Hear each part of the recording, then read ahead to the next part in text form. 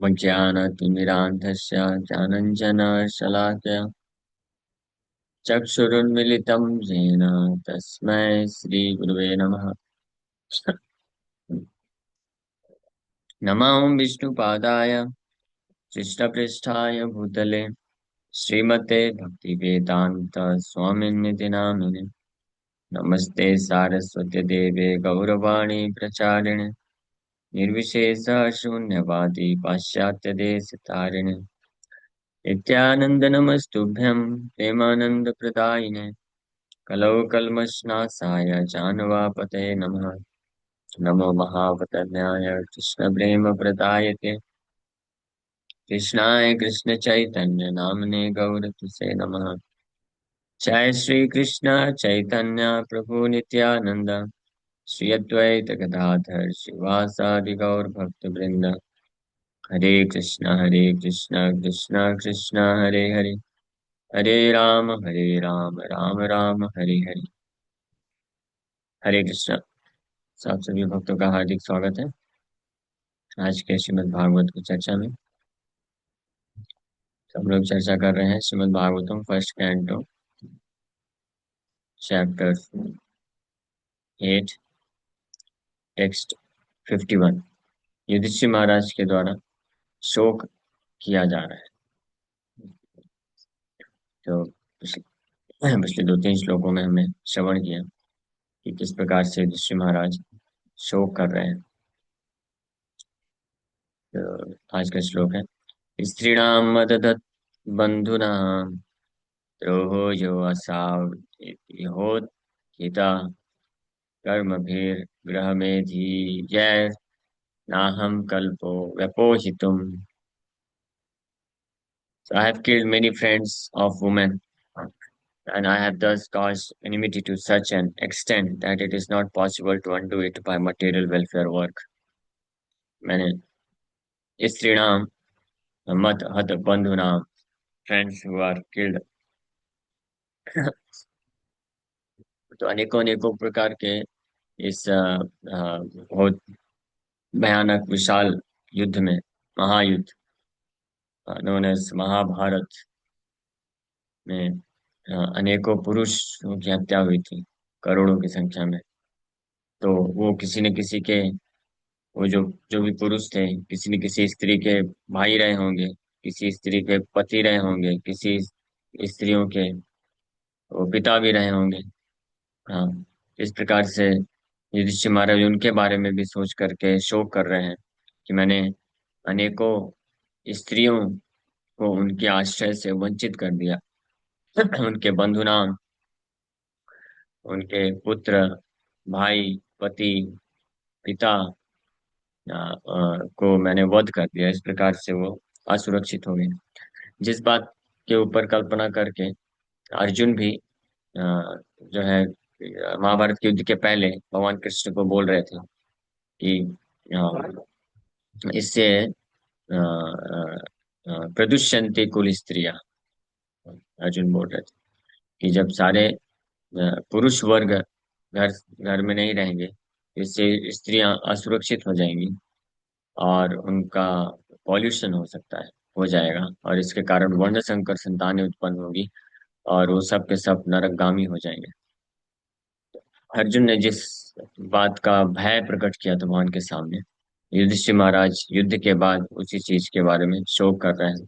स्त्रीणाम मत हत बंधुनाम द्रोह द्रोह यह असौ यह उत्थिता कर्म भी गृह में धिय न अहम कल्प व्यपोहितुम। न, इस प्रकार के पाप से, इस तरीके से जो मैंने शत्रुता प्रकट की है उस उसको उससे मैं मुक्त नहीं हो पाऊंगा। किसी भी प्रकार के भौतिक कार्य को, वेलफेयर वर्क, कितना भी मैं समाज सेवा कर दूं, कितना भी अभी हेल्प कर दूं, मैं मुक्त नहीं हो सकता हूँ। So the Grahamedis are those whose only business is to perform welfare work for the sake of material prosperity. उनको ग्रहमेधी बोला जाता है। इसलिए ऋषि महाराज यहाँ पे शब्द यूज कर रहे हैं, गृह मेधिया न अहम कल्पा व्यपोहितुम स्त्रीणाम हत बंधुनाम द्रोहा यह असौ यह उत्थितः कर्म भी गृह मेधिया कर्म भी गृह मेधिया गृहमेधियों के द्वारा जिस प्रकार के कार्य किए जाते हैं वो सारे कार्य करने के बाद भी मैं इस प्रकार की शत्रुता से, यानी जो मैंने शत्रुता किया है, उससे मैं मुक्त नहीं हो पाऊंगा। ये ऋषि महाराज बोल रहे हैं। तो गृह मेधिया का मतलब होता है, प्रभुपाद जी लिख रहे हैं, कि जिनका एकमात्र कार्य होता है कि कैसे भौतिक संपन्नता के लिए कार्य किया जाए, अपने तथा अपने परिवार वालों के लिए। ये बहुत इंपॉर्टेंट डेफिनेशन है। All of you should note this. गृहस्थ और गृह मेधि में क्या अंतर है? भागवत में प्रहलाद महाराज बताते हैं, गृह मेधि जो होते हैं वो हमेशा फंसे रहते हैं। गृह मेधि नाम, गृह मेधि और गृहस्थ, ये दो टर्म आए हैं। गृहस्थ एक आश्रम है।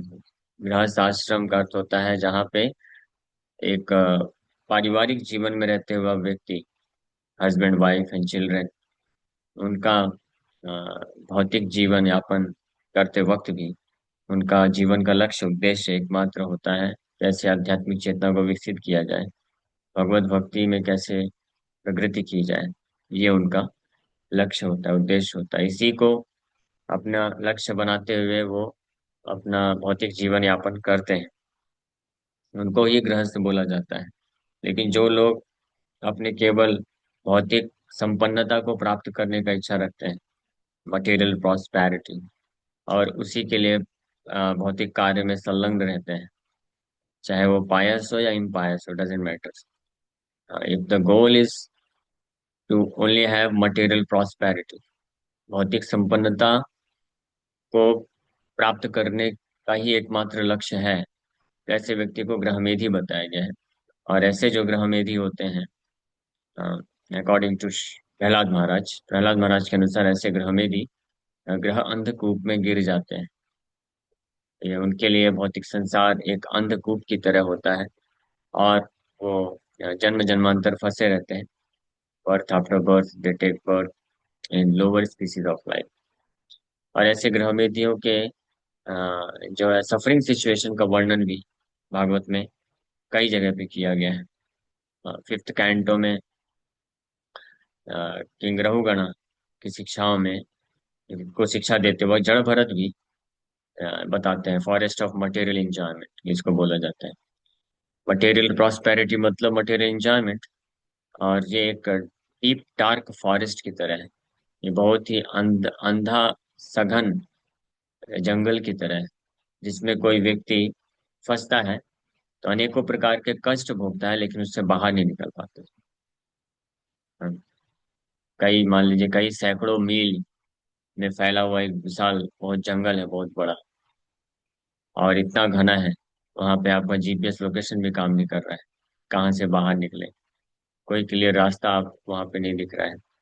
और बहुत सारे खुखार जीव जंतु हैं, बिना खाए पिए, और वो भटकते हुए फाइनली उसी जंगल के अंदर उसका मृत्यु हो जाता है, और फिर वहीं पे वापस से जन्म लेता है, तो फिर भटकता रहता है, फिर उसी जंगल के अंदर फिर से मृत्यु हो जाता है, फिर वापस से जन्म लेता है, फिर भटकता है, फिर ये है इस भौतिक संसार में ग्रह मेधियों का स्थिति।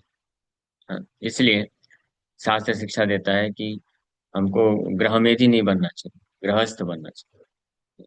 गृहस्थ का अर्थ होता है कि by living in material atmosphere, भौतिक जीवन में रहते हुए भी, भौतिक कार्यों में संलग्न होते हुए भी, उनका उन कार्यों को, कर्मों का जो लक्ष्य है वो कृष्ण चेतना को विकसित करने के लिए रखता है, ना कि मटेरियल प्रॉस्पेरिटी के लिए रखता है। तो such material prosperity is sometimes hampered by sinful activities. For the materialist is sure to commit sins even unintentionally in the course of discharging material duties. और इस प्रकार का ये जो भौतिक संपन्नता को बढ़ाने का जो प्रयास करता है ऐसा भौतिकवादी व्यक्ति, जिसको ग्रहमेधी बोलते हैं, ग्रहमेधी का सरल भाषा में अर्थ बोले, devoid of Krishna consciousness, Krishna भावना से विहीन जो व्यक्ति, कृष्ण का भक्त नहीं, या कृष्ण को प्राप्त करने की इच्छा नहीं है, ये चेष्टा नहीं करता है, इसको गृहमेधी कहते हैं। वैसा गृहमेधी भले ही कितना भी प्रयास करे कि बिना पाप किए वो भौतिक रूप से अपने आप को संपन्न बनाए, लेकिन ये भौतिक संसार, इट इज डिजाइन्ड इन सच अ वे, ऐसा बना ही है कि यहाँ पे अगर कोई व्यक्ति अपने ग्रीड को फुलफिल करने का प्रयास करेगा, अपने मटेरियल लस्ट को फुलफिल करने का प्रयास करेगा, सो निश्चित रूप में पाप करेगा।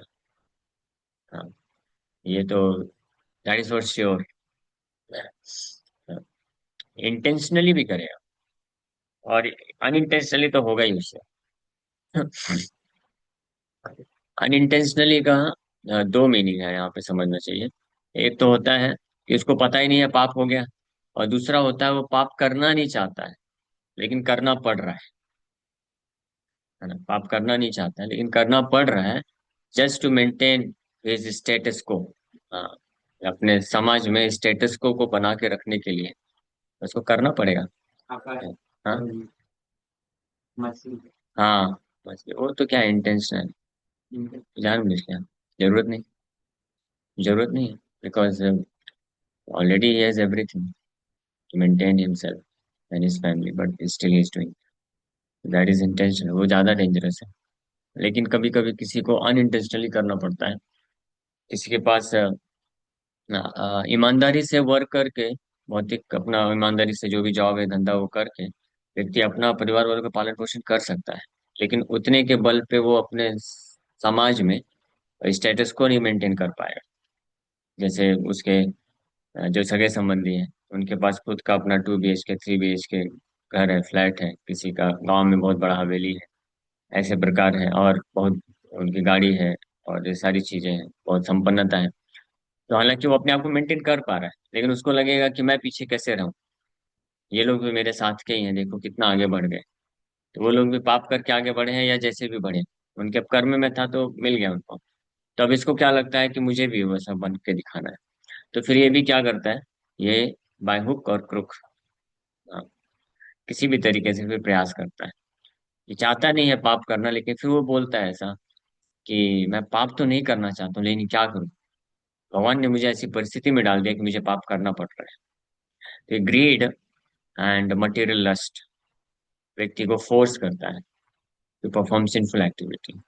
ये ग्रह मेधि के लक्षण होते हैं। क्यों? क्योंकि उसने गोल लक्ष्य अपना बना के रखा है क्या, इस संसार में ये भौतिक संपन्नता को प्राप्त करना है, मटेरियल प्रॉस्पेरिटी को प्राप्त करने के लिए करता है गृह मेधि।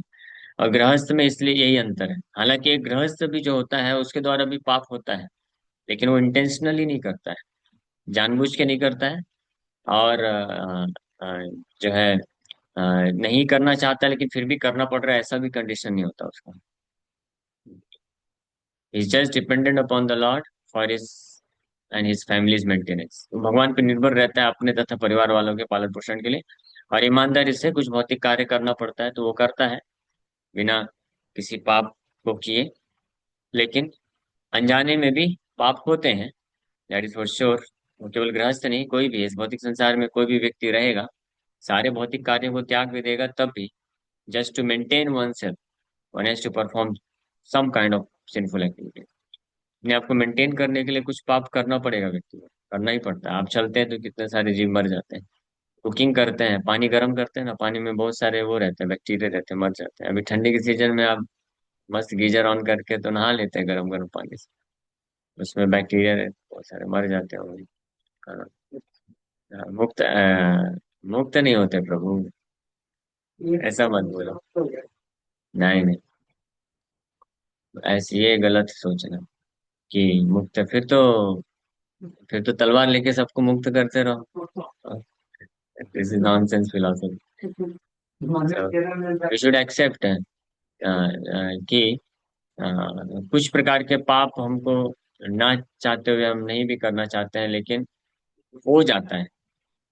हाँ, ये दोनों में डिफरेंस है। एक व्यक्ति होता है कि कोई पाप नहीं करना चाहता लेकिन पाप करना पड़ता है अपने आप को, अपने स्टेटस को मेंटेन करने के लिए, संपन्नता को दिखाने के लिए, वो एक अलग केस है।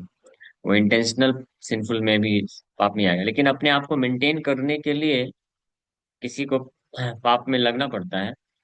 हो जाता है, पाप होता ही है, तो ऐसे पाप का भी उसको फल लेना पड़ता है। ऐसा नहीं कि पाप से मुक्त हो गया। इसलिए पहले के समय में वैदिक टाइम पे ये पंचशून्य यज्ञ करता था हर गृहस्थ भक्त, डेली। पंचशून्य यज्ञ मतलब 5 प्रकार के कार्य में पाप होना ही होना है, इसलिए उसको शून्य करने के लिए यज्ञ करता था। But for a Krishna conscious devotee उसको सेपरेटली यज्ञ करने की जरूरत नहीं है। वो क्योंकि उसका लाइफ ही डेडिकेटेड है कृष्ण के लिए, तो कृष्ण के लिए कुकिंग कर रहा है, तो पाप नहीं लगता उसको, क्योंकि कृष्ण के लिए कुकिंग कर रहे हैं।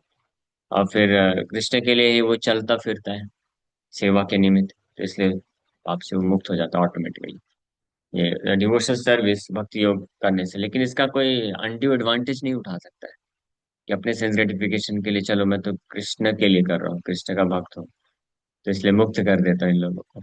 ये गलत फिलोसफी है, ऐसा मत सोचो। मुक्त नहीं होता।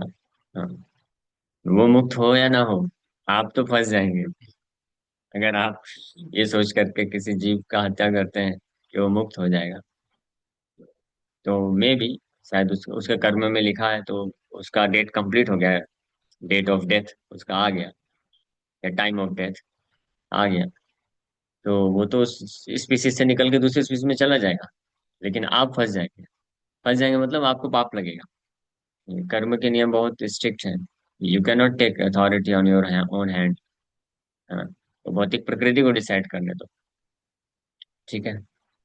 हमारे हम अगर किसी का हत्या करते हैं तो उसका पाप हमको लेना पड़ेगा। सो खैर, यहाँ पे इम्पोर्टेंट पॉइंट ये है कि हाँ, जाने अनजाने में और जानबूझकर जो ग्रह में भी होते हैं, वो जानबूझ करके पाप करते ही हैं, क्योंकि उनका लक्ष्य है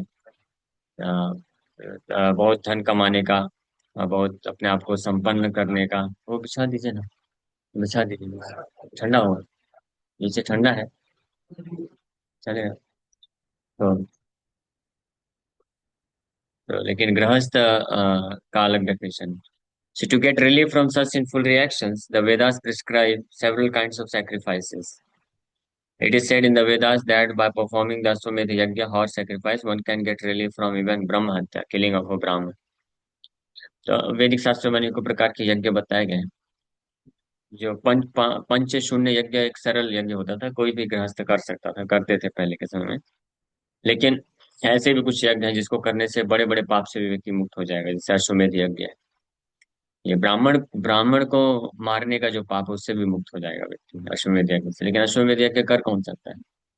हाँ, इतना आसान नहीं है, केवल बड़े बड़े राजा लोग कर सकते थे। राम हाँ, भगवान की तो हाँ, राम भगवान किए थे, और ऋषि महाराज भी किए थे।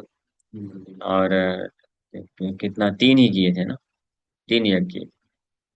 पृथु महाराज किए थे, 99 यज्ञ कर लिए थे, फिर 100वां जब करने जा रहे थे तो इंद्रदेव बहुत परेशान किए राजा पृथु महाराज। ये 100 यज्ञ करने से, 100 अश्वमेध यज्ञ करने से इंद्र बन जाएंगे आप। हाँ, लेकिन एक अश्वमेध यज्ञ में दिवाला निकल जाएगा आपका पूरा, जितना भी करोड़ों का, करोड़ों अरबों का खर्चा होता है उसमें प्रभु जी घोड़ा उसमें। सवार रहता है। हाँ, घोड़ा जिधर जो राज्य रख लेता है हाँ, उसे उसका युद्ध युद्ध करना करना पड़ता है। पड़ता वो तो एक चीज है, फिर जब घोड़ा हर जगह से विजय प्राप्त करके आ जाता है, उसके बाद जब यज्ञ का अरेंजमेंट होता है, तो वो बहुत बहुत उसमें खर्चा है, बहुत अरेंजमेंट है। ये रामायण में वर्णन है, विश्वामित्र मुनि जब ये किए थे, दशरथ महाराज यज्ञ किए थे जब, तो पूरे राज्य से, उनके पूरे पृथ्वी से ब्राह्मणों को बुलाए थे, इनवाइट किए थे, और सब राजाओं को इनवाइट किए थे। और उसमें से वो कितने भी लोगों को लेके आए, सबके लिए आपको घर बना के देना पड़ेगा जब तक यज्ञ चलेगा, और सबके लिए खाने का बंदोबस्त करना पड़ेगा, सबके लिए गिफ्ट देना पड़ेगा। हाँ, अब राजा को गिफ्ट तो 11 रुपए नहीं दे सकते, राजा को राजा के हिसाब से गिफ्ट देना पड़ेगा, उसके रहने का भी बंदोबस्त उसके हिसाब से करना पड़ेगा, और उसके साथ मंत्री मिनिस्टर सेवक सब आएंगे। हाँ, और बड़े बड़े ब्राह्मण ऋषि मुनि सब लोग आते थे। तो कभी कभी तो ऐसा, वैसे दान दे देते, कभी कभी ऐसे भी होता था कि कोई राजा होता था, पूरी पृथ्वी का राजा है, एक यज्ञ करने के बाद पूरा भिखारी हो जाता था। कुछ नहीं बचता था उसके पास। लेकिन राजा लोग इतने महान होते थे कि उनको चलता था, चलेगा, हमारा पूरा कंगाल भी हो जाएंगे तब भी हम यज्ञ करेंगे, और बड़े संपन्नता के साथ करते थे। उसमें रूल ऐसा होता था कि अगर एक भी गेस्ट जो आया है वो अगर असंतुष्ट हो गया तो आपका यज्ञ खत्म। देखिए संकीर्तन यज्ञ कितना अच्छा है ना। हरे कृष्ण कृष्ण कृष्ण हरे हरे, हरे राम राम राम हरे हरे। भगवान बड़े आसानी से संतुष्ट हो जाते हैं। केवल भगवान ही है जो बड़े आसानी से संतुष्ट हो जाते हैं। बाकी सबको संतुष्ट करना बहुत मुश्किल है। So Yudhishthir Maharaj performed this Ashwamedh Yajna, but he thinks that even by performing such yajnas, it is not possible to get relief from the great sins he committed by killing the friends and relatives of innocent women. Yudhishthir महाराज ने हालांकि अश्वमेध यज्ञ किया था, लेकिन फिर भी उनको ऐसा महसूस फील हो रहा है कि इस महाभारत के युद्ध में ऐसे करोड़ों लोगों को, हाँ, करोड़ों सगे संबंधी यों का उन्होंने हत्या करवा दिया, मासूम स्त्रियों की जो सगे संबंधी थे। तो इस पाप से तो यज्ञ करके भी मुक्त नहीं हो सकते हैं। In war, either a woman's husband or brother or even father or sons go to fight, and when they are killed, a fresh enmity is created. And thus a chain of actions and reactions increases, which is not possible to be counteracted even by thousands of Ashwamedh yajna. इस प्रकार के युद्ध में ऊपर ही आने वाले थे 5 minute में, उधर ही क्लास में। अच्छा ठीक है, बैठ जाइए। से हम ज्ञान कौशल के बारे तो अच्छा ठीक है भाई। तो युद्ध में जो किसी न किसी स्त्री के पति, पुत्र, भाई, पिता, इनकी हत्या होती है। इसके द्वारा फिर अन्य लोगों के साथ और शत्रुता बढ़ जाती है। So the way of work karma is like that. It creates one action and another reaction is simultaneously, and thus increases the chain of material activities binding the performer in material bondage. समझ गए? Way of कर्म, way of work, कर्म कर्म का जो गति है, अ, वो इस प्रकार से डिजाइन ही किया गया है। एक कार्य आप करेंगे तो वो कार्य करने से जो उसका रिएक्शन आएगा, जो फल आएगा, वो फल भी कई अन्य कर्मों को जनरेट करेगा। फिर उसका फल, फिर वो फल आएगा तो और कई कर्म। तो ऐसे व्यक्ति फंसता है, मुक्त नहीं हो सकता है। हाँ, जैसे मान लीजिए आपने मेरा कुछ सामान चोरी कर लिया। हाँ, तो फल के अनुसार आपका चोरी होगा और मुझे चोरी करना पड़ेगा। अब मैं चोरी करूंगा तो फिर मुझे फिर पाप लगेगा, फिर आप फिर करोगे। समझ रहे? आप, हाँ, लूप बन जाता है, इनफाइनेट लूप उसको बोलते हैं। हाँ, ऐसे ये डिजाइन है भौतिक जगत, इसलिए उपाय और कुछ है ही नहीं। भगवान को शरणागति करेगा, भगवान ही उसको निकाल सकते हैं, नहीं तो खुद से निकल नहीं सकता अंदर से कर्म। इसलिए भगवान गीता में बोलते हैं ना, गहना कर्मणो गति, कर्म की गति बहुत गहन है। गहन मतलब कवियो अप्यत्र मोहिता, कवि मतलब ब्रह्मा जी। ब्रह्मा जी भी इसमें मोहित रहते हैं। उनको भी ठीक ठीक से पता नहीं है कर्म कैसे कैसे कार्य कर रहा है। वो खुद ही है विधाता, कर्म के फल को लिखते हैं। लेकिन एक जीवात्मा के पूरे करोड़ों करोड़ों जन्मों का कैसा कैसा फल गति चल रहा है वो ब्रह्मा जी भी नहीं बता सकते। इसलिए वो भी मुक्त नहीं कर सकते, कोई देवता मुक्त नहीं कर सकते। In the Bhagavad Gita, the remedy is suggested that such actions and reactions of the path of work can be checked only when work is done on behalf of the Supreme Lord. ये केवल तभी चेक किया जा सकता है, इसको रोका जा सकता है जब कृष्ण के लिए ही कोई कार्य करना चालू करते हैं। हाँ, उसमें फिर कोई रिएक्शन नहीं। जैसे मान लीजिए आपने मेरा जो है 1 लाख रुपए पिछले जन्म में चोरी किया था, ले लिया था, हड़प के चले गए थे। तो मुझे आपसे लेना पड़ेगा, मैं आपका लूंगा। लेकिन अगर वो लेकर के मैं कृष्ण की सेवा में लगा देता हूँ तो फिर आगे वो जो उसका वो जो कार्य था जो चल रहा था वहीं पे स्टॉप हो जाएगा। समझ गए? ये तरीका है। नहीं तो एक एक कर्म जो चालू होता है वो बस चलता ही रहता है, चलता ही रहता है, कभी खत्म नहीं होता है। और एक कर्म आगे चल के फिर 3, 9 ऐसे और बनाता जाता है। और ऐसे असंख्य कर्म का हम लोग ऑलरेडी बीज लेके चल रहे हैं। तो सोचिए कहाँ है मुक्ति की संभावना। The battle of Kurukshetra was actually fought by the will of the Supreme Lord Shri Krishna, as it is evident from his version, and only by his will was Yudhishthir placed on the throne of Hastinapur. Therefore, factually no sin whatsoever touched the Pandavas, who were only the order carriers of the Lord. For others who declare war out of personal interest, the whole responsibility lies on them. क्योंकि ये जो युद्ध था महाभारत का, ये भगवान कृष्ण चाहते थे, भगवान कृष्ण की इच्छा से हुआ।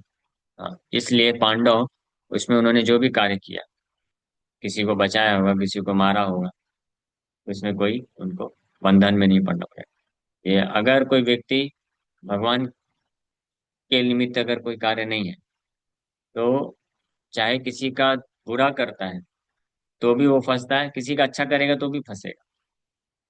आपने किसी को दान दे दिया 10 करोड़ रुपए, तो वो दान लेने के लिए फिर से आपको आना पड़ेगा। ठीक है, तो वो भी बंधन ही हुआ। नहीं, वो व्यक्ति समझता नहीं, वो सोचता है देखो कितना अच्छा दान करूंगा तो मेरा और उद्धार होगा। उद्धार नहीं होने वाला, और फंसने वाला है। और बुरा करने पे तो बुरा होता ही। तो दोनों ही बंधन, इसीलिए ना तो किसी व्यक्ति का अच्छा करना चाहिए, ना बुरा करना चाहिए भौतिक रूप से। केवल क्या करना चाहिए, कृष्ण के लिए ही करना चाहिए। किसी व्यक्ति को भी अगर कुछ करना है तो कृष्ण से जोड़ने का प्रयास करना चाहिए, है ना। दान देना है तो कृष्ण भक्ति के लिए, हाँ, कृष्ण को ही करना चाहिए बस। कृष्ण और वैष्णवों को करना चाहिए। हाँ, ऐसे ही आप किसी को, जैसे कोई गरीब व्यक्ति है, उसको आपने दान कर दिया भौतिक रूप से, तो आपको पुण्य लग गया, फिर आपको अगले जन्म में आकर के वो आपको चुकाएगा। आपको लेना पड़ेगा ना, जन्म तो लेना ही पड़ेगा। तो वो भी झंझट ही है।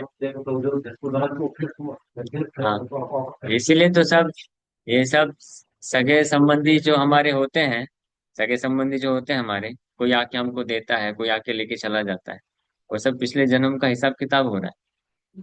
इसलिए किसी को दोष भी नहीं देना चाहिए। कोई आएगा, कोई आके लेके आपका लूट के चला गया, तो दोष मत दीजिए, आपने उस पिछले जन्म में उसका लूटा था इसलिए लूट के चला गया।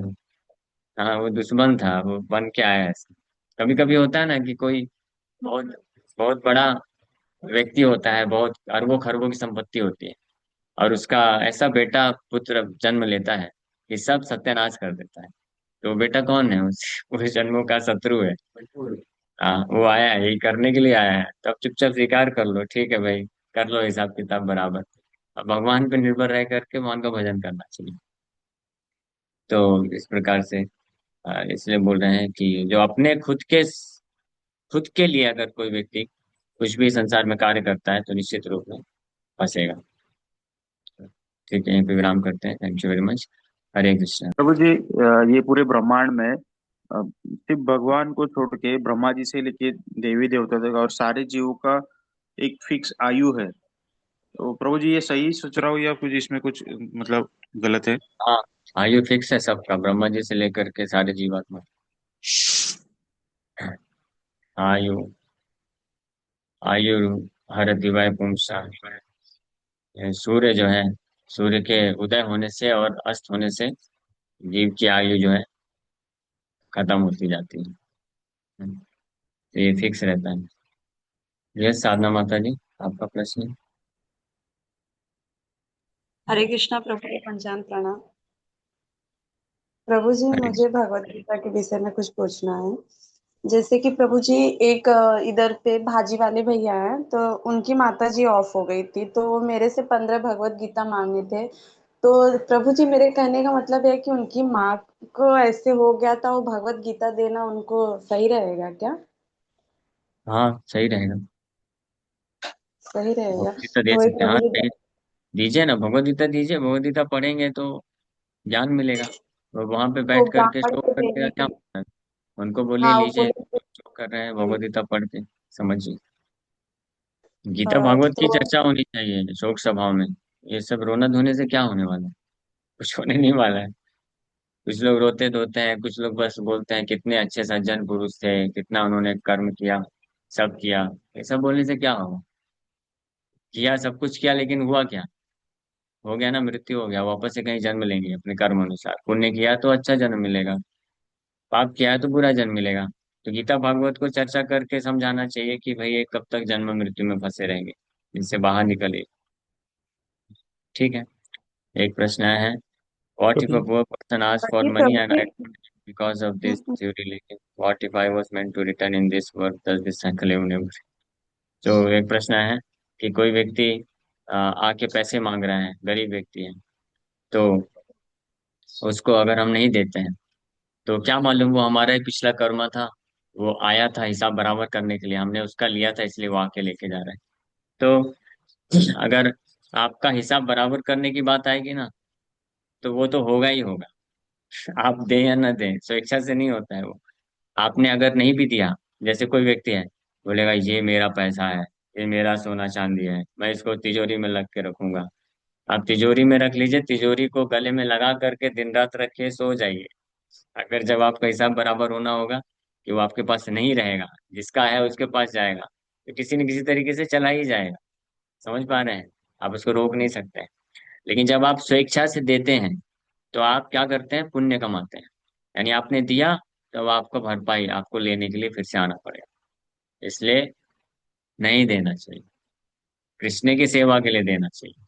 और लोगों को हम मदद कर सकते हैं, ऐसा नहीं है कि मदद ना करें, लेकिन वो मदद के पीछे ध्यान रहना चाहिए कि वो मदद उनको आध्यात्मिक रूप से हो, धर्म की तरफ लेके जाए, तो सही है।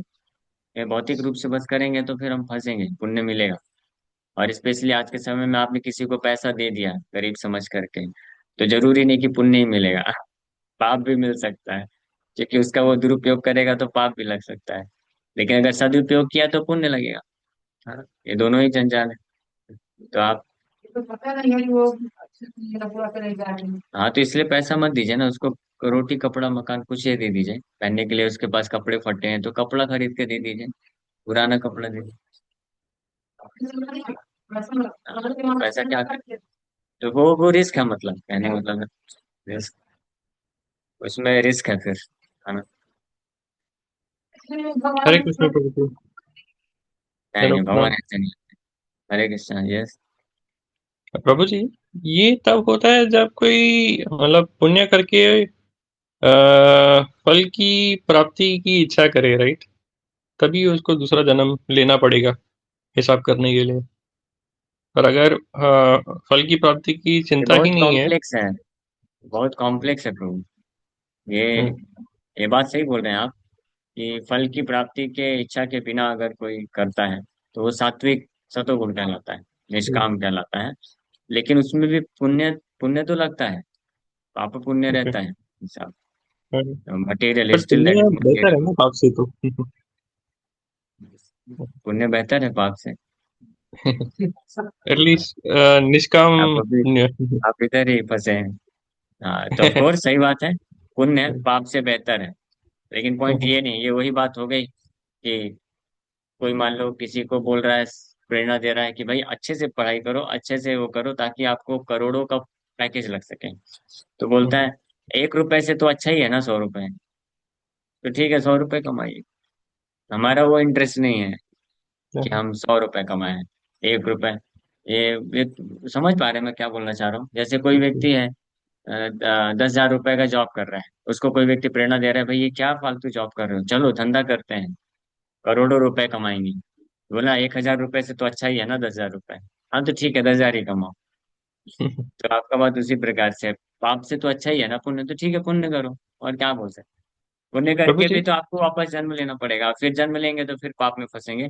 और अभी समय हो गया है, मुझे क्षमा करिएगा, 8-10 एक वहां एक सेकंड प्रभु तक जी। का नहीं नहीं नहीं नहीं।